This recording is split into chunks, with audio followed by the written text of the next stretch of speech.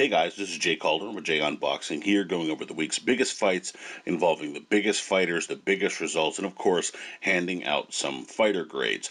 And as always, I'm always curious what you guys have to say about these sorts of things as well. What kind of grades you would hand out for some of these bigger names? Who was sort of your MVPs of the weekend? Would love to hear all that stuff down in the comments section below. And sort of keeping with the recent run of results for the year of 2022, we had a pretty interesting week with a lot of interesting action that included, of course, a couple of upsets here and there, a couple of flash knockdowns, a couple of brutal fights, a couple of really good fights. It's been a very interesting year for fights, especially considering there hasn't been a slew of huge fights thus far, yet we've still gotten some very interesting results and performances.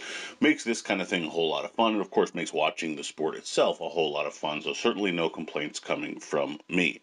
Nonetheless, very interesting, so we're going to get all into that now for this week here, and of course get out some of these grades. So let's get started. Now, the first fighter we're going to go with here is Tszyu, who defeated Terrell Gausha via 12-round unanimous decision in the junior middleweight division, and the grade that I'm going to go with here is a B+. Let's get some of the bad stuff out of the way here first. He got dropped, got hit by right hands pretty consistently, and his head was too much on a straight line. It just was not a great look from him in that respect. He usually has slightly better defense and a little more head movement to his game, but in this particular outing, that just was not the case. That certainly is the bad stuff.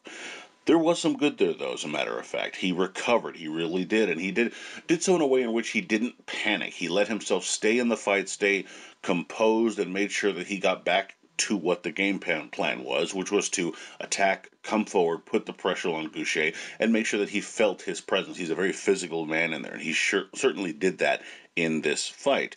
So, of course, it's interesting and it makes you feel a little more confident in him that he can, of course, take that shot and it won't knock the fight out of him. He will need to have another gear or more if he wants to, just another wrinkle in his game, if he wants to fight at the very top of 154, because it's a pretty talented division.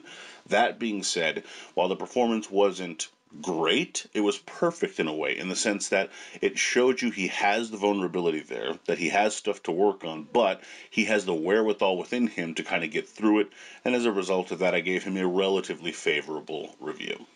Next fighter we're going to go with here is JEREMIA Nakatillo, who defeated Miguel Berchelt via 6-round technical knockout in the lightweight division, and the grade I'm going with here is an A+. Really, all things considered, he fought a perfect, well-balanced fight.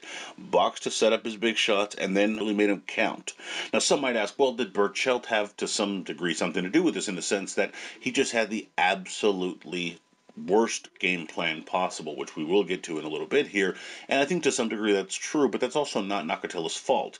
He still did what he had to do in this fight and boxed a beautiful game plan as a result of it. So it really doesn't matter in that respect. And I love these kind of stories anyway, because Nakatillo was a giant underdog here and really revamps his career as a result of this particular outing, and now can earn a couple more solid paydays, even coming in as a B-side for maybe somebody that Top Rank hopes knocks him off. It doesn't matter. This gives him more life and really shows that, number one, he has skill and can back it up under the right circumstances, and of course allows for him to have, some more success in his career. So again, it does everything for him in the ring, out of the ring. It was just an overall great performance, and of course that's why he gets such a high mark. Now, the third fighter we're going to go with here is Miguel Berchelt, of course, who lost to JEREMIA Nakatillo via that 6-round technical knockout in the lightweight division. And the grade that I'm going to go with here is an F. Now, that might seem harsh, as I usually try to give people credit for at least trying, not quitting, but literally everything went wrong with him, start to finish.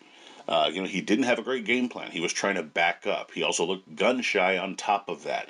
He also looks a little too worn and like he can't take punches anymore, and doesn't have a great defense on top of that. He can't fight going backwards, yet was trying to do that from the outset. It was a real horrible game plan.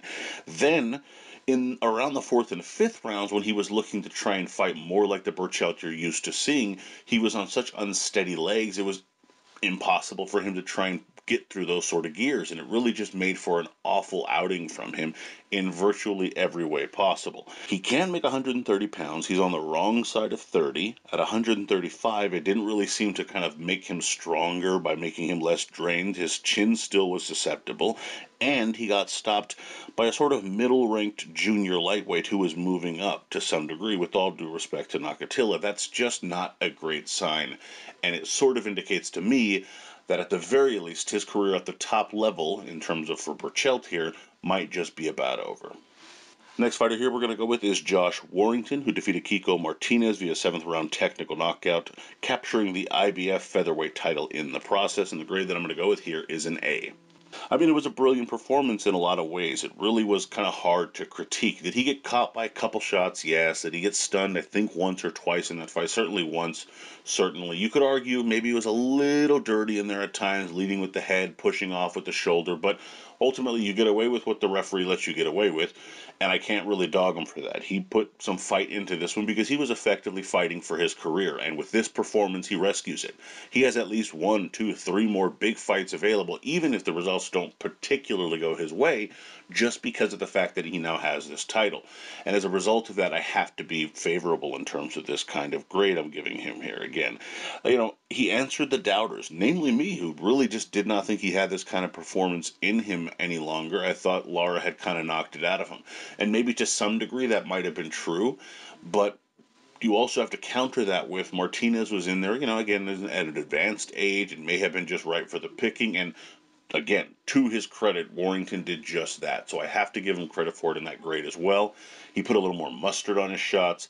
He didn't get hit as much as he normally does, and he was definitely willing to come forward, engage, and show that he was not gun-shy, even after a couple of really awful outings against Lara. So all things considered, I thought A seems like a fairly decent mark to give him.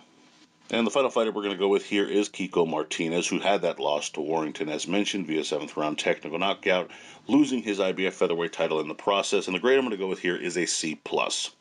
And I got to say, he looked well off his best days here. Kind of made you feel like, in a way, that Kid Galahad win could have just fooled us, certainly me, to some degree, and that it might have just been that peach of a shot more than the performance itself. Though he had some moments there, it was more a style that could allow for that because Galahad will back up a little bit more. Of course, Warrington didn't, and when he was met with fire, it just didn't look like Martinez had what I thought he might have, and certainly some other people might have thought he had. I can't go lower because he kept trying and was really throwing everything he had, even stunned Warrington briefly, but that still isn't enough really to give him much more of a grade here. And again, much like Berchelt, his days at the top might be numbered at this particular point, as he probably just doesn't have just not enough left in the tank to really kind of compete with those big dogs at 126 pounds.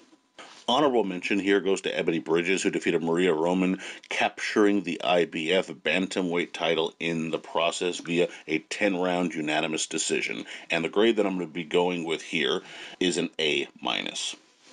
Now, she showed some improvements. She's had a relatively brief career, both in terms of her amateur pedigree, if any at all, and her professional career. Within less than double-digit fights, she's captured a title, and that really are double-digit wins for sure. And that just goes to show the sort of work ethic that she has. She gets criticism a lot of the times because of the fact that, she seems like someone who's going out there based on her looks and just tries to kind of talk a big game and, dress a little scantily clad or whatever you want to call it. But fact of the matter is, I don't really give a damn about any of that. When she gets in the ring, she fights and she's willing to throw hands, and she really doesn't give any kind of ground in there. She's willing to put it on the line, and she did so tonight. Got rewarded for it as a result of that, and can give her nothing but credit for it as a result. So, of course, she would be getting a great mark there as well. In any event, let me know what you guys think down in the comments, of course. Love to hear all your grades. Who sort of stood out for you? What kind of performances were the ones that maybe were the best or the worst of the weekend? Would love to hear that as well. Of course, leave that down there. Be sure to like, comment, share, subscribe, and follow me on Twitter at jcalderon_JOB. And you can email me at junboxing@gmail.com. Would love to hear from you there. Also, be sure to check out junboxing.com for schedule, results, betting odds, rankings, and more. Of course, we'll be dropping some more predictions later this week, maybe even a couple of other extra pieces on this channel. Love to hear you check those out, of course, as well. And as always, until next time.